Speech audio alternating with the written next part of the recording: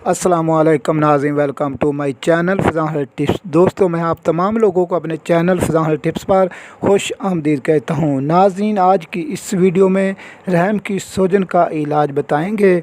तो नाज़रीन, आज हम इस वीडियो में रहम और बच्चेदानी की सूजन का इलाज बताएंगे। तो नाज़रीन, रहम की सूजन की वजह से ख़वातीन के जिस्म पर बहुत ज़्यादा बुरे असरात पड़ते हैं। इसके साथ साथ इनके जज्बात भी मुतासर होते हैं। रहम की सूजन की वजह से अमल नहीं ठहरता और अमल ना ठहरने की वजह से ख़वातीन नफसाती मरीज़ बन जाती हैं।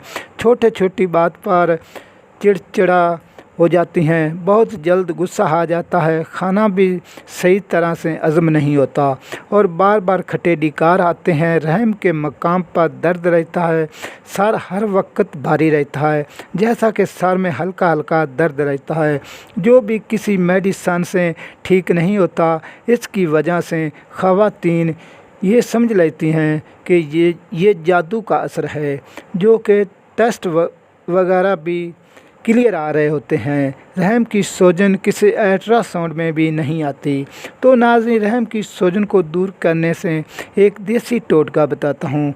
तो इस तो पहले चलते हैं वीडियो की जानब। नाज़रीन, वीडियो को मज़ीद देखने से पहले अगर आप मेरे official YouTube channel Faizan tips पर न्यू हैं तो इसको सब्सक्राइब कर लें और साथ ही खड़ी हुई घंटी को दबा दें, ताकि इस तरह की तमाम इन्फॉर्मेशन वीडियो का नोटिफिकेशन आपको सबसे पहले मिल सके। तो नाज़रीन, मैं आपको देसी टोटका बताता हूँ और ये किसी तरह इस्तेमाल करना है।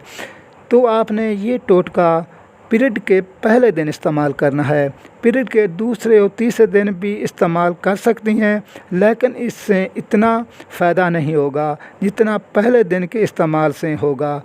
इसलिए ज़्यादा से ज़्यादा पहले दिन ही इस्तेमाल कर लें। ये टोटका आपने पीरियड के दिनों में एक बार इस्तेमाल करना है। एक बार करने से आराम आ जाएगा। अगर आपको एक बार आराम नहीं आता तो दूसरी बार पीरियड आने से इस्तेमाल कर लें। अगर सूजन की वजह से अमल ना ठहर रहा हो तो ये अमल ठहर जाएगा। तो चलते हैं टोटके की तरफ। तो आपने नाज़रीन एक छोटा सा टुकड़ा गुड़ का लेना है और इसका शरबत आधा कप बना लेना है।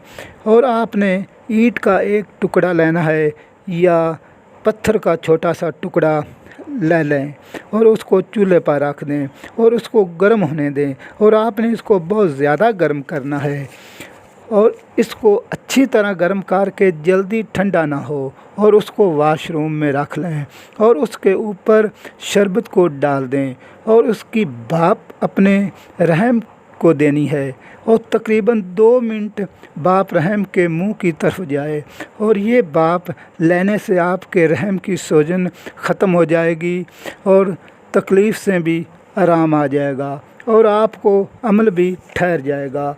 तो नाज़रीन, मैं उम्मीद करता हूँ कि आज की वीडियो आपको काफ़ी पसंद आई होगी।